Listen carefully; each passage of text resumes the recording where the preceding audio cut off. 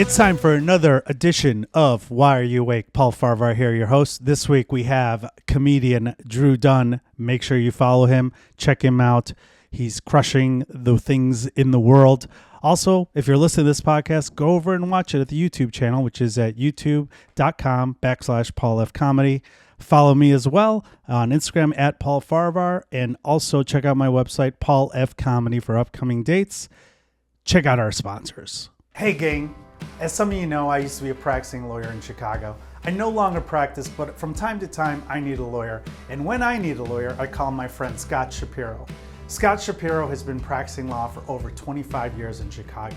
He does it all, from workers' compensation to personal injury, employment issues, and even entertainment law and contract needs. If you need a lawyer, call my friend Scott. 312-648-8800. That's 312-648-8800. Or you can email him at scott@scottshapirolegal.com. Tell him I sent you. You're welcome. Fucking one take. Wow. One take. Beautiful. I should be in.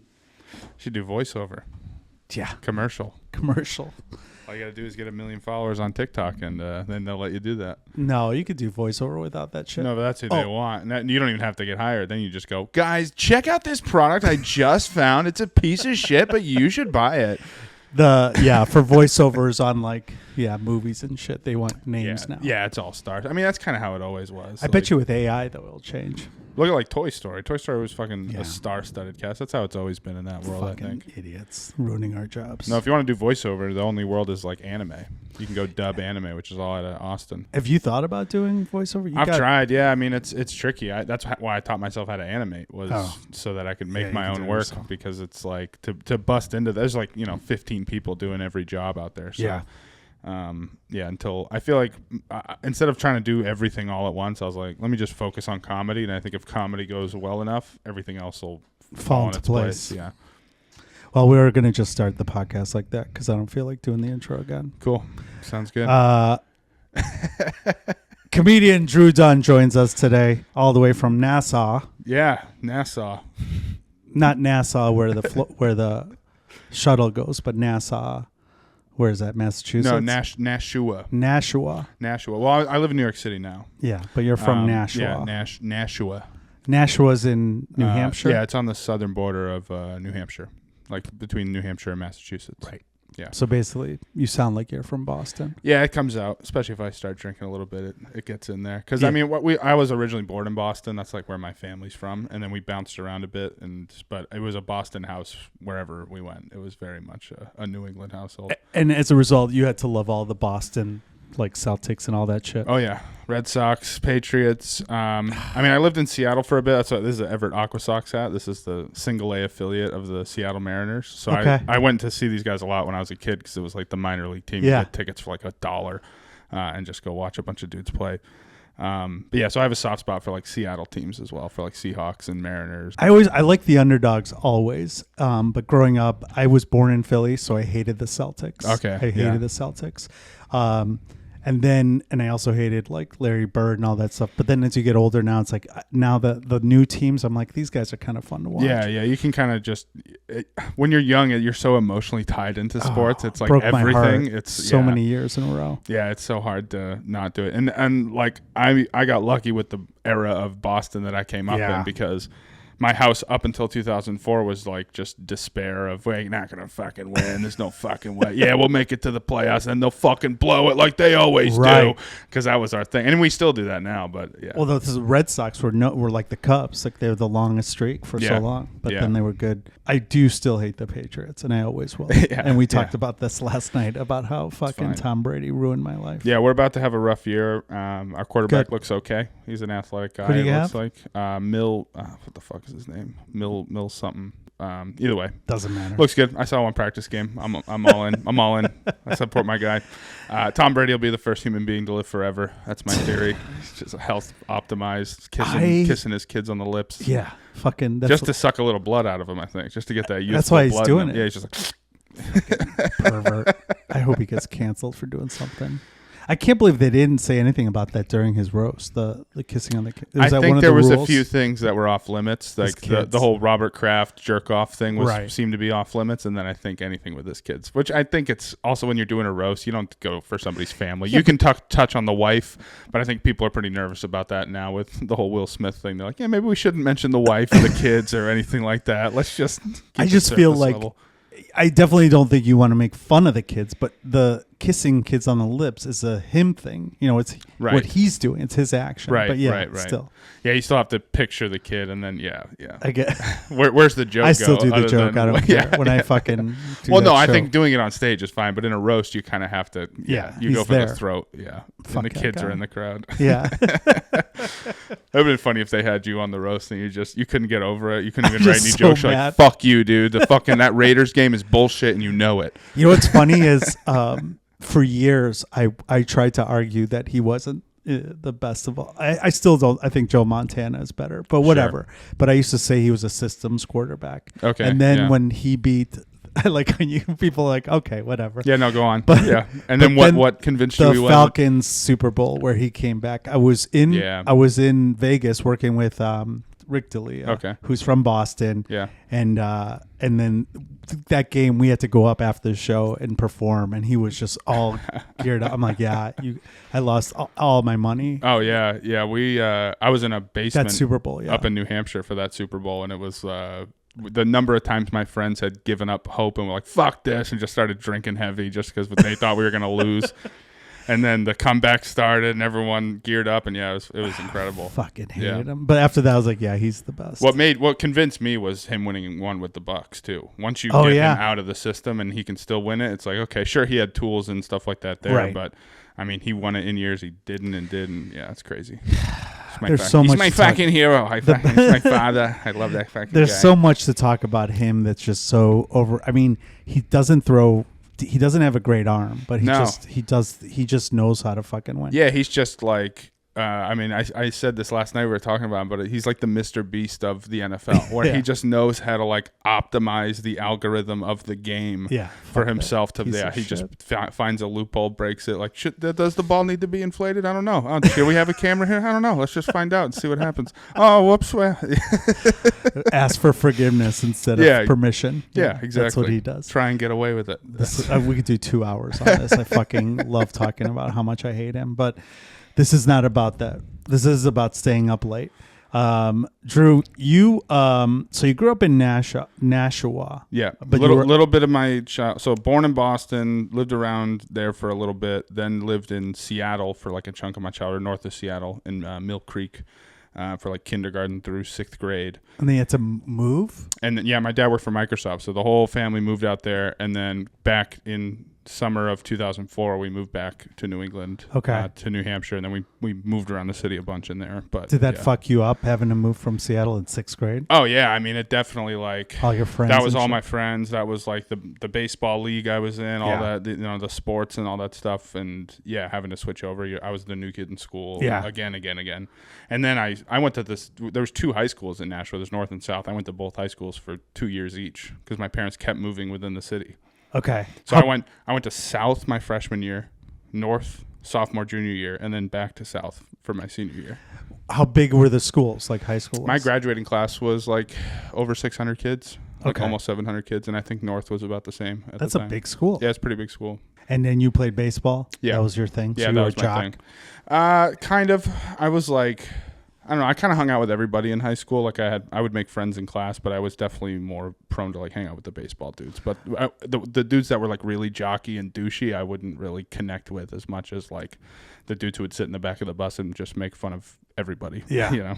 Were you like a cool kid, or were you like kind of like I was nerd? In between. Like I would hang out with the cool kids, but I wouldn't want to sit at their lunch table because I found them annoying. So I would hang out with like my group of weirdo friends that I collected from all the like I'd have one band kid kid that would hang out, one nerd video game kid, and we all just misfits. Yeah, just a bunch of weirdos. And what made you guys? Why did you say weird? What was weird about you guys? Well, we just kind of wouldn't fit in with any of like the normal tropes, I guess, because there were. I mean, What's especially like a trope, like as in like a goth or a fucking like a one of those types of groups. We always just it felt like all of us had like a foot in each of those, and I think that's why we got along. Was we were able to be like, yeah, fuck that guy, but also fuck that guy, and we would just be whispering to each other. Were you guys like funny, or were you like? Yeah, it was all jokes. It was all jokes and roasting, because that's what I mean. I came up in a big family. I'm one of 7 kids, so it was all fucking roasting each other, and like we used to do roast battles like back in the day when I was like 10. Yeah, my dad would take us to the Microsoft campus, and we would do scooter Olympics. So we'd all go around on our fucking Razor scooters and do tricks on like the broken sidewalk, and my dad would just judge. He would basically just pick whatever kid he wanted to cry that day, because one of them was going to cry. He's like, yeah, you fucking lost. And then at the end of that road, there was like these 2 like irrigation system covers, and we would stand on them, and we would play. The game was called Don't Cry, and you would stand and you would just roast your brother, and if he cried, you won, and then he got eliminated. Your dad and would on. My dad would sit there and judge, but that was a good one. No, that was stupid. You used that one last time. Like, Wait, what would he do when you cried? Would he be you're like, out? You're out. He'd be like, "You're a pussy." No, he wouldn't like double down on it. He'd be like, "Why are you crying?" Like he would try and figure out, like, why are you crying about that? Oh, because he said that. Oh, what? Because he said mom said you have the smallest dick out of all the brothers. You don't know if that's true. Like he would rationalize. He would try and rationalize it and be like, "Why are you crying about this?" So it was a way to try and make us tough. I think where like no, you couldn't bully me. Have you talked to him about this? Like, is this something therapeutically okay? Yeah, no, I think it's great. I think it's good for you. I think also, 2 things. I think my parents had no fucking idea what they were doing. Right. Because they had 7 kids. I mean, they had 5 kids by the time they were like 32 or something like that.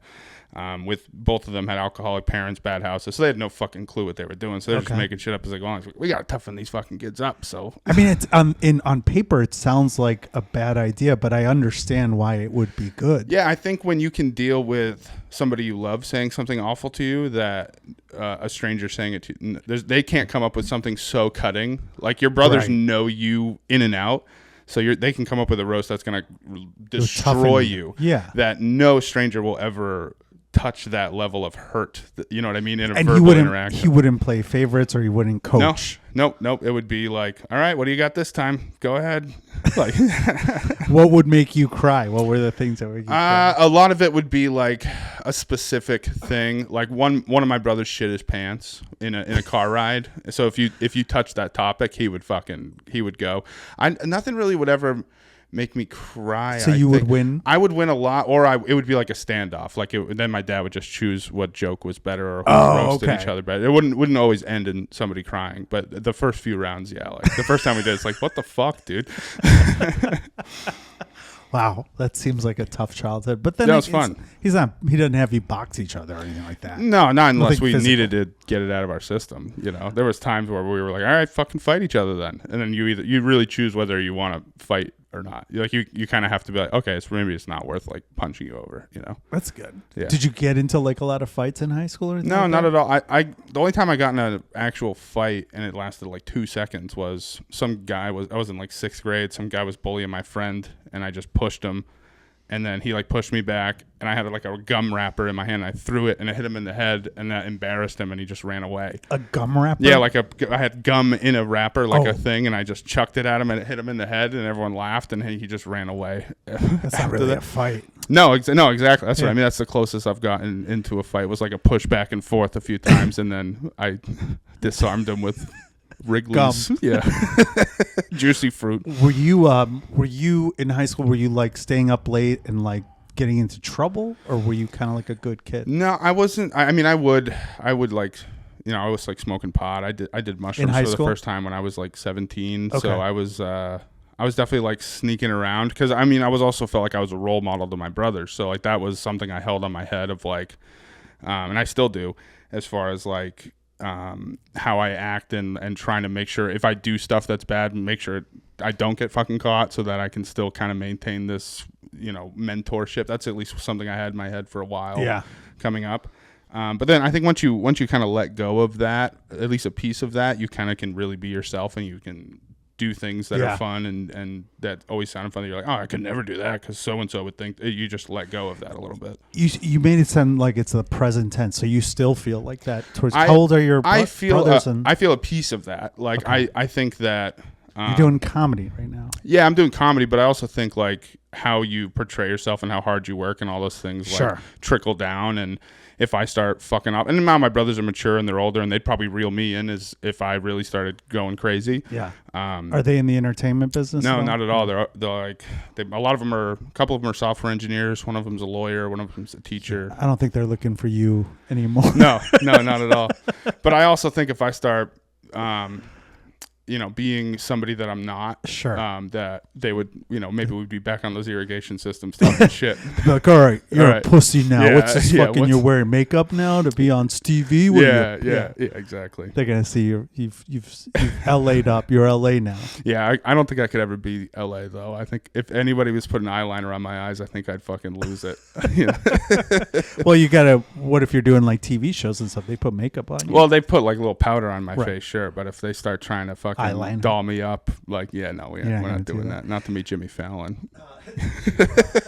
You didn't get into trouble. You just would how would you hide the fact that you were smoking pot from your brothers? Axe body spray. It's the only thing I found that truly negates the smell of marijuana. Yeah. No matter what, because it's overpowering. It was just with my group of buddies. We'd go, we'd fucking hang out. We'd like sneak into his parents' liquor cabinets, and like we had a friend's house that we'd all, I'll call him Ronnie. We'd all hang out at his house. That was like the hang. His parents were cool. We had that too. That kind of thing. So anytime it was like, oh, I'm gonna go fucking sleep over, I was sleeping over his house so much that my parents thought I was gay. That's because I was just going and smoking pot, hanging out, drinking sometimes, mostly just playing video games, smoking some weed and doing that kind of shit. Not getting into any like crazy trouble. Wait, they confronted you? Yeah, they confronted me to are you gay? They're like, are you fucking gay? Because my dad was raised homophobic in the 80s. He's everybody's parents were. He's since realized like, oh, gay people aren't evil wizards that can turn you gay with their cocks, although they kind of can. That's not. It sounds crazy on paper, but if they stick a dick in you and you like it, all of a sudden technically you become gay. The ritual is complete. So when they let's talk about that time. Yeah. Do they actually have a sit down with like, are you gay? We were on not a vacation. We were at one of these like we're on a family I don't getaway like how this starts at the Wolf's Lodge, which I don't know if you know the Wolf's Lodge, Wolf, the indoor water parks. We're like in a hotel room, and my parents were like, we're gonna show you some pictures. So what are you fucking like? you probably wish you at your buddy's house. You like, so you want me fucking sucking his dick or something? You fucking gay? You gay? Just fucking tell me if you're gay. And I was like, I'm not fucking gay. And I didn't want to tell him I'm smoking weed and doing all this. So I was like, I don't know. We hang out as my friend. I'm not gay. Yeah. Like, and that didn't sound better. That was just like, you just jerk each other off. Yeah, we don't just skin, Dad. We go back to back when we jerk off. It's not fucking gay. We're watching porn, but it's guy and girl. Yeah, it's both. We just like, we're trying to figure it out. So it was that was fun. That was fun to do. You didn't get in any trouble in high school then, like in terms of with the law or anything like that? No, I've never been arrested. I've fucking speeding tickets and shit like that, but I've never been like arrested or anything like that. The closest I've had to that was when I was in college. I was staying at this we had this apartment above a pizza place.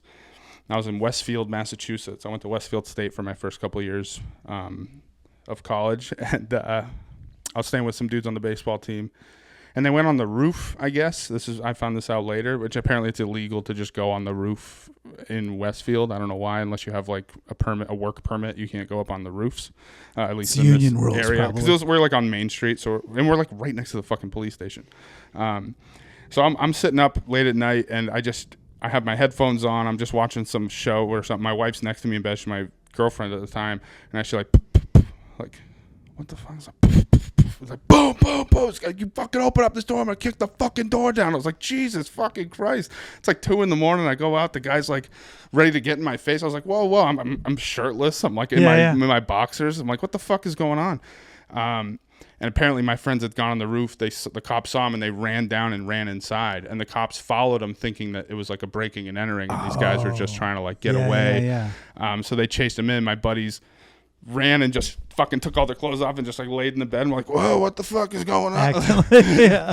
And he got my buddy had his hands were covered in fucking like soot from the roof, so I'm watching him from the window just talking to the cops, like hands in the pockets. And I don't know, that it's must have been one guy was up there, he ran out, I don't know what happened. And then they just ended up like believing him. That's funny. Yeah. Did so you were playing you were high school baseball, then you go to college for baseball. Yeah. And in terms of, were you dating your now wife? Yeah, we met senior year of high school. Oh, so when I switched back to South, we met in like a marketing class, and then we just been together ever since. It's been like an effortless, easy relationship. So you don't know what it's like to like date? No, not really. And I'm grateful for that, honestly, especially with seeing what the dating pool looks like now. Because especially now being 32, it's like if I didn't find one right now, I'm gonna be fucking. Yeah. I see friends out there swiping on those apps. It's fucking unless you want to be somebody's stepdad, it's slim pickings. I feel like that. Especially for a guy that looks like me. You're targeted. You're a good looking guy. You can make shit happen. You're fucking 6'7" or some shit. Yeah, but look at me, dude. I had to sweep somebody up before I got weird. I've met your wife. She's hot too. Yeah, she's great. So how did you pull Pregnant that off? as hell. Because I tricked her when we were both 17. Both 17. The statute of limitations is right. It was New Hampshire. Age of consent, whenever you feel and you guys are like friends now. It's like we're like she's my best friend. Yeah, she's great. Did she go to college with you too? She went to Westfield with me for a couple years, and then I transferred to Southern New Hampshire University. It was a better school, and I was switching from catching to pitching in baseball. And she switched and finished online. So she stayed at the same school but finished her degree at that school online. And we just moved up to New Hampshire. And then when did you guys get married? We got married 2015. Okay. We graduated college 2014. Jesus Christ, dude. Yeah. That shit never works. I know. It's pretty wild. So far, so good. We're about to have our first kid, and it feels like statistically that's when it starts to crumble. But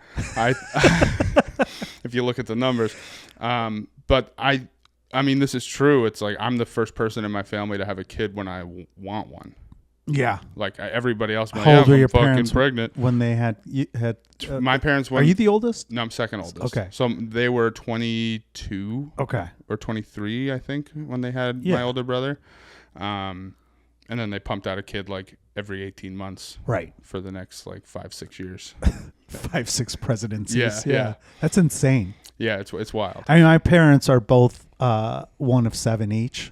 And so they're third of 7 each. And it's like, that shit's crazy. Totally. Well, that's why me and my wife were like, we waited so long to do it. We've been married now 9 years together.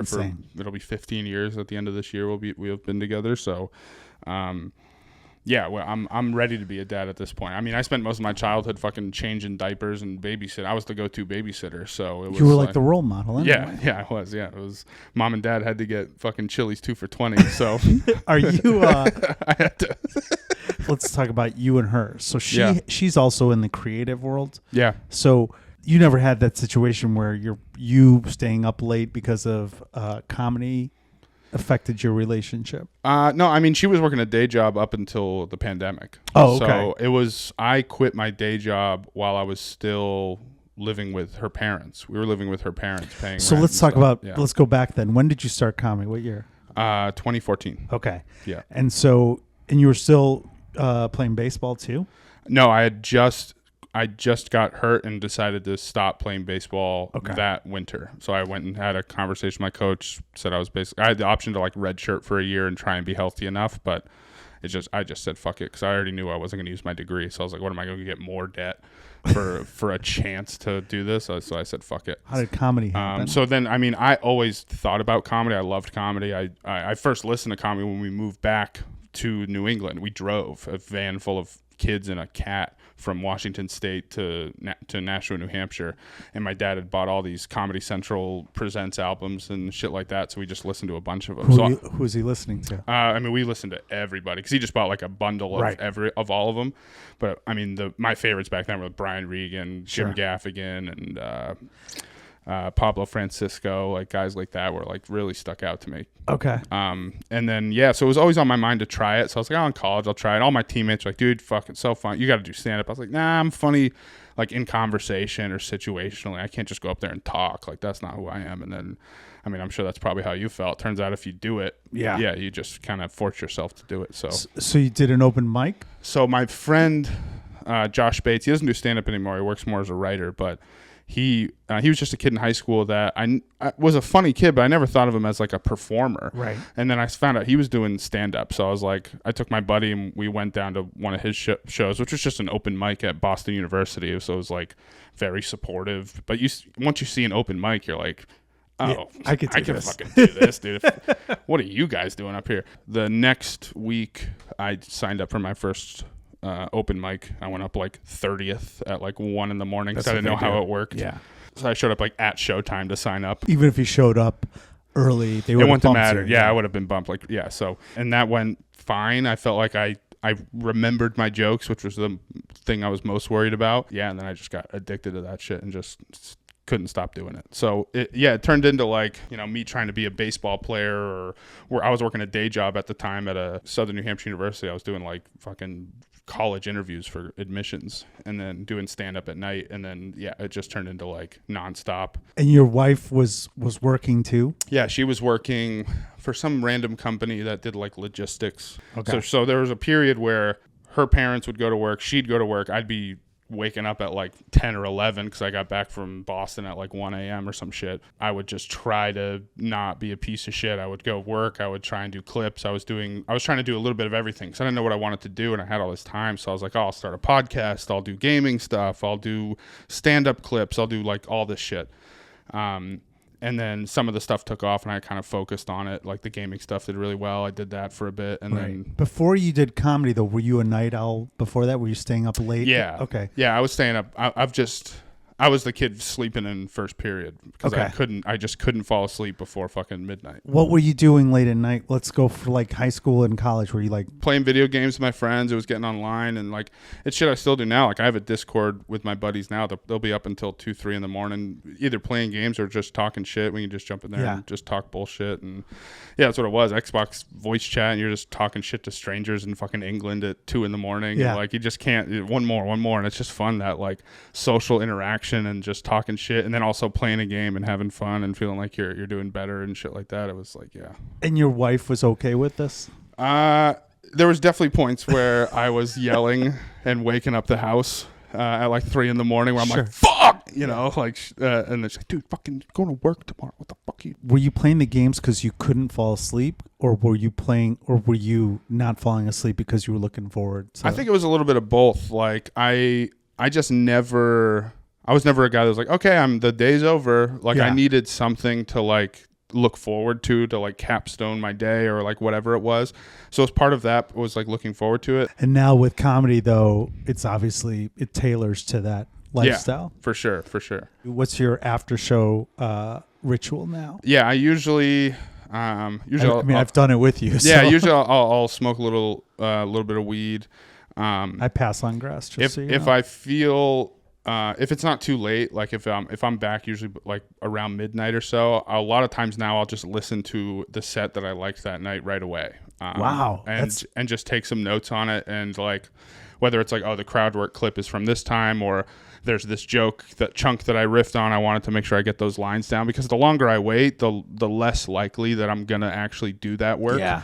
And it's just fresh in my mind. It's easier to do it right away. That's what I realized. I know, and my brain is fresh. I'm still have the energy from the show, so I write, like if I try and wake up and write jokes at fucking 11 or noon or whatever and feel like, oh, I'm starting my day productive, I got nothing. I don't feel it. I'm like, it's so much work to do it at that hour, where if I go leave a show and I'm still, adrenaline's still pumping, I'm still thinking, I'm still like, it's still fresh in my mind, and I do it right then and there. I wake up knowing I was productive last night, and now I can do whatever the fuck I want to start my day. I can have a cup of coffee, I can watch a show, I can play a game, and know that I'll be productive when the day actually starts for me. So that was a big adjustment for me too, was like not feeling like a piece of shit for not being in that 9 to 5 mindset of like wake up and grind and do all this shit. It was like working with a schedule and creating a schedule that actually like made sense for me, and like that allowed me to be productive without feeling like I was pulling my fucking teeth out. But if you're doing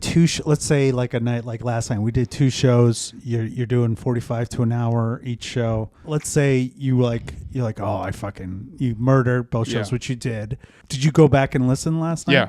How did you fucking do that? And after that, we smoked cigars. Smoked a cigar, had a couple at drinks. The same time. We did a little Zingar. How did you go back and do that? I wanted to. I wanted to like teach myself to do listen to it. I wanted to like. There was a few moments where I was excited about the thing I said on stage in the moment. That I was like, oh, I want to. Yeah. Was that as good as I remember it being in the moment, or was I just so excited that it was good enough or whatever? Yeah, that's the kind of shit I wanted, and because I know when I wake up, I'm not gonna fucking want to do it. Like for me, the ride home and just relaxing and just basking in the fact that you just did a good show. You're like, that's my time to not think about comedy. The only fucking time I don't. Yeah. And but if you can do that, that's fucking amazing. Well, I know a lot of people do that. I think part of it is that the energy's there because my day starts later. Right. Like my day starts at fucking 11 or noon. It doesn't start at 8 a.m. where I'm fucking beat by 1. I should have some energy until 2 or 3 if I'm not fucking off or getting too drunk or whatever. And there's nights like that. Of course, there's nights where I don't do that. There's plenty of nights I don't do that. But especially when I'm on the road and I'm headlining, I try and force myself to be more disciplined than like if I'm at the Cellar until fucking 2 a.m. I'm not going back and listening to my sets. What are you doing at those nights? You're just fucking off? I mean, that's not really fucking off because you're with other comedians. That's network, and especially I'm still new at that club, so it's meeting new people, it's networking, it's finding out how the whole system works, and just being a part of the scene is a lot of that. Yeah. So yeah, I consider that work as much as it is fun, and it can be fun, but it can also be like, fuck, I just want to fucking go home. Yeah, shit, yeah, let's do one more. Yeah, let's do it. It's all good stuff if you angle it right for yourself, So for me, like being productive after a show is what I'll do. And when we were in Plano, I think I did this too. The nights that we didn't go smoke or whatever, I'd go work out. I could do a workout before I listen to a fucking clip. Yeah, yeah. Or like editing a clip, I can do that at night. But I have to listen to the set or be working on a bit actively for that like fire to be like, oh, let's do it right now. Like that's what drives me to do it. What if you have a show where you're like, I didn't like any of that? What are you doing on those nights?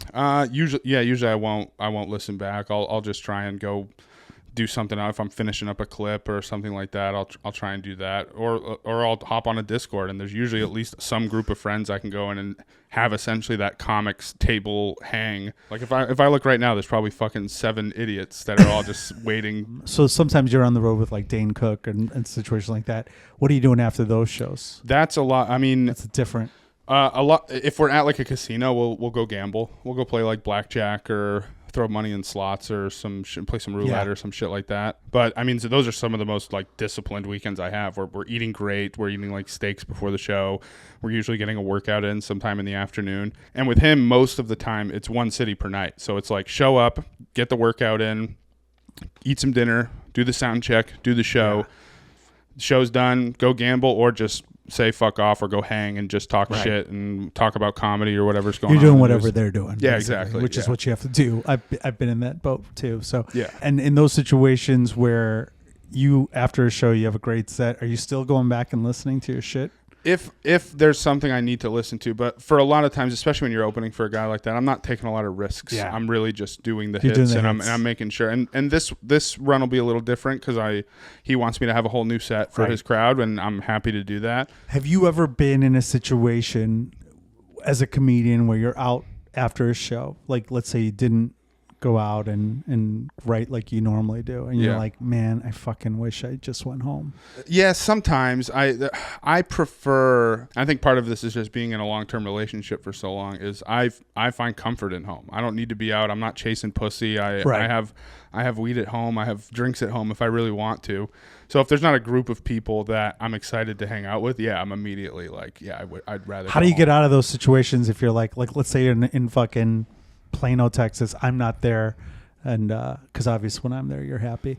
But yeah, when you're in a small town and you don't like the other, or you like the comedians, but you're like, I don't want to go out drinking with you guys. Like, how do you get out? I'm usually pretty honest with that stuff. No. Like, I'm tired. I don't want to go out. I'm not going to drink tonight, or I'll set the tone early so it's not like hanging off. Like, are we going to go out? It's like, no, I'm not going to go out tonight. Right. Like that kind of stuff. The biggest problem is when the crowd wants to, because then I feel an obligation to make people happy and do the whole thing. And they came to see me, and this is the one time I'll ever see these people probably for my life. And it's also a way to have a moment with people and have them be real fans of you and get to know people and all that shit too. So you still go out? I'll do it. I'll go out and stuff, and then usually it's like 1 or 2 drinks and then I'll bail. But a lot of times it's like anything. It's like writing. Once I start doing it, I'm like, this isn't so bad. It's not that bad. They're fun. But yeah, to bail. I mean, now I have a pregnant wife, so you have an excuse. I have an easy excuse, and now I'll just have a pregnant wife for the rest of my life. I think I'll just say that. You know what I mean? Like that was 11 months ago. Yeah, no. She's going again. I don't know. It's a weird one. Yeah, we had a guest on that he went out with a comedian, or he went out with the crew after his show, and then he went to a second location. I'm like, never. Oh no, never second location. No, if we're having drinks at the club, then that's what we're doing. If we're going to that bar right after the club, right great. Nearby, we're going right. If I can walk to it, great. But if you think I'm getting in a 15-minute Uber to go drink, you're out of your fucking mind. Yeah. It's just not going to happen. So you never did that before? Oh, I've definitely done it. Let's talk about that. But by doing it, now I know I'm not doing. Well, the first time I did that, I was in Detroit, and I was working Mark Ridley's. It was like a fill-in weekend. Someone dropped and they filled me in last minute. This was right before COVID. This was like February of 2019 or 2020, I think. And the host was like, he's a great comic.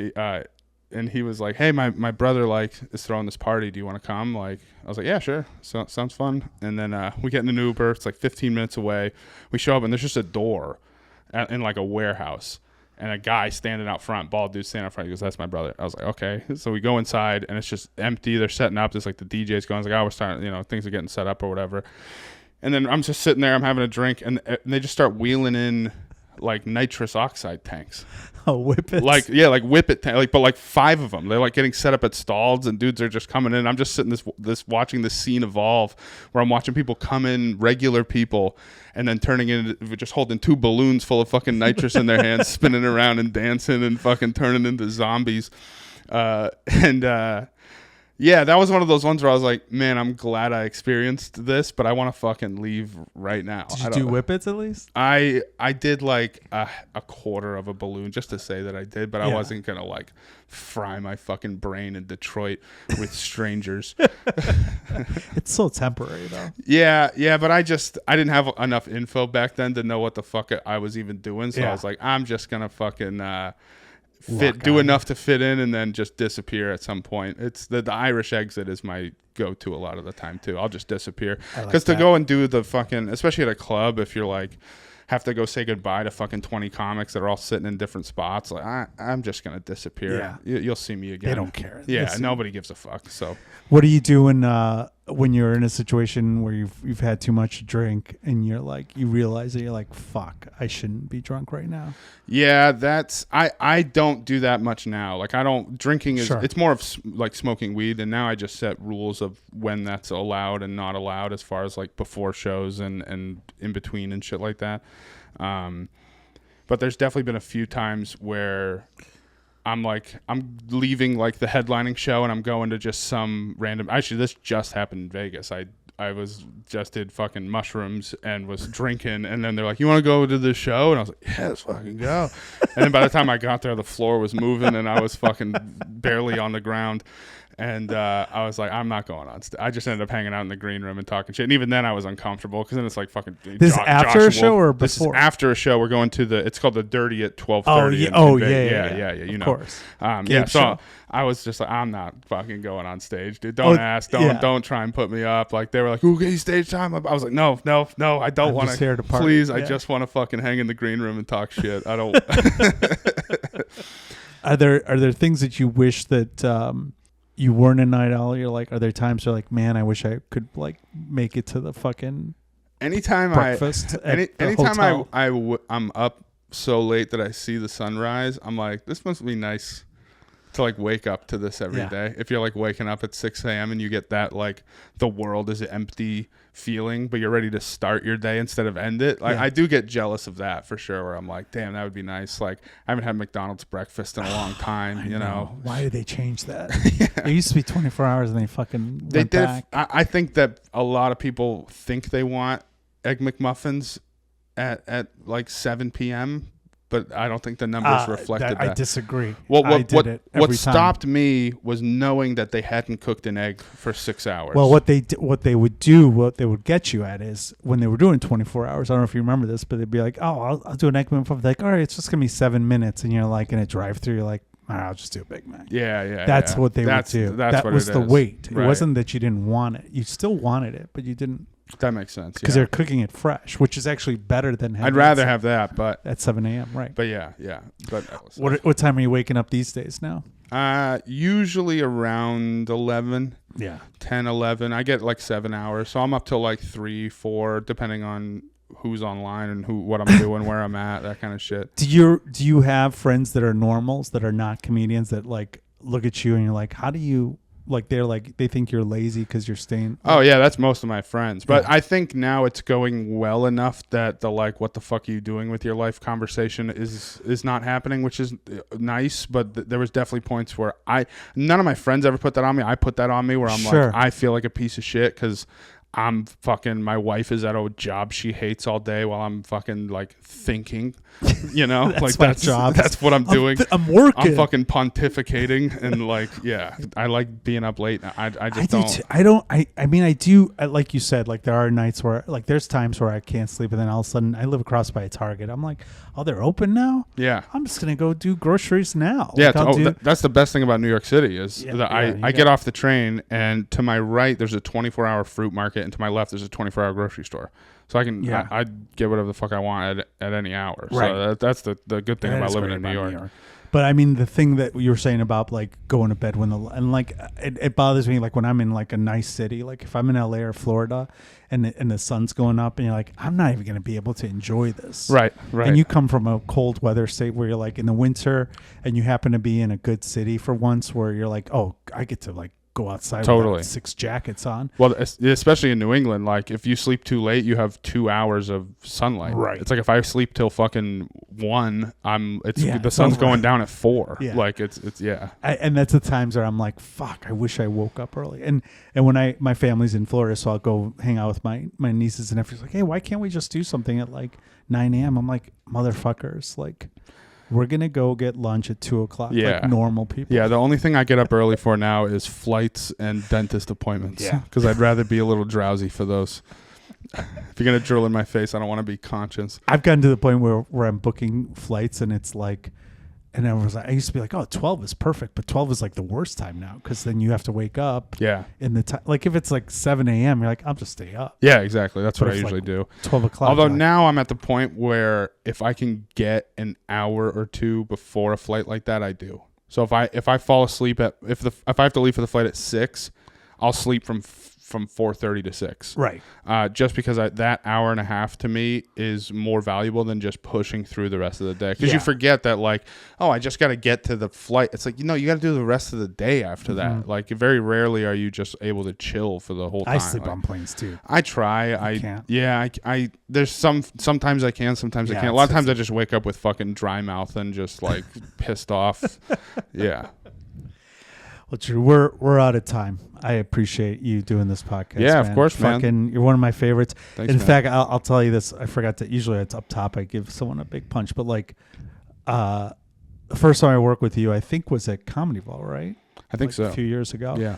And I was like, I don't know who this is, but it'll be fun. And we hit it off. Yeah. And then I was like, I'll work anytime. Like, I have to do because I'm at the level where they let me pick when I can feature and then headline the off night. It's great. If I see you, I'm like, oh yeah, I'll do it with you. Yeah. I'd rather do it with someone I like. For sure. Like that. And you always have new shit every time I see you. Oh, thanks, like, man. You're a fucking prolific writer. Appreciate that. Yeah, that's what's fun for me is always trying to have something new, something to just it's inspiring. Riff on or do whatever. Yeah. Except when you got too political last night. Yeah. I got really upset. Yeah, that's the. It's a lot of people they get problems with it. They don't want to hear the truth. That's the problem. So good. Can you tell people where they can find you, but you have to do it in the Trump voice? Oh, yeah. There's so many places you can find me. If you want to find the best comedian, and we're saying the best, a lot of people are saying it. There's a lot of experts that are bringing it up. You can find me at drewduncomedy.com. You can also find me on a tin roof at any Trump rally. That's where I'll be. I'll be guarding the roofs. At Drew Dunn Comedy on all social media. Check out my specials, but don't tell Seth, Dry Bar, all that shit. Hell yeah. Thanks, Drew. Thanks for doing the podcast. Cool. Thank you all for listening and watching. Go to sleep.